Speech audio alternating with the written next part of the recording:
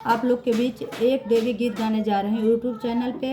YouTube channel का नाम है मंजू यादव श्रवण धाम। फेसबुक चैनल पे दोनों पे गा रहे हैं। फेसबुक चैनल का नाम है मंजू यादव।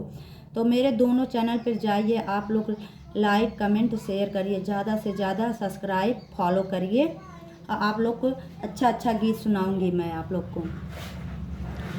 साकर गलियां दूर डगरिया माई चल के अलिना। साकर गलियां दूर डगरिया माई चल के अलिना।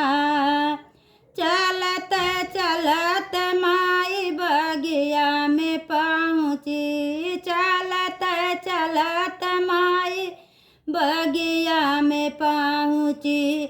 देखी अड़हुल के फुलवा मैलो बाई गइली ना। देखी अड़हुल के फुलवा मैलो भाई गइली ना।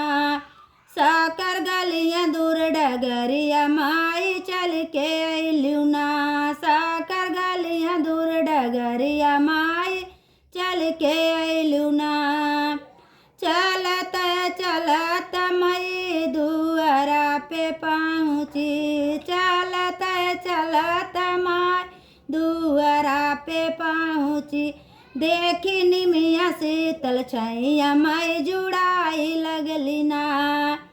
देखी निमिया शीतल छैया माई जुड़ाई लगली ना। साकर गलियां दूर डगरिया माई चल के अइली ना।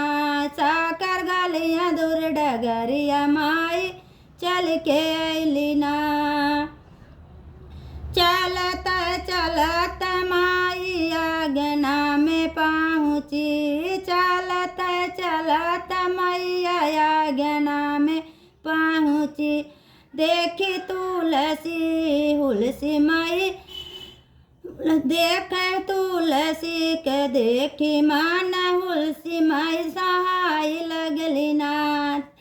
साकर गलियां दूर डगरिया माई चल के अइतू ना। साकर गलियां दूर डगरिया माई चल के अइलू ना। राधे राधे, नमस्ते आप लोग को।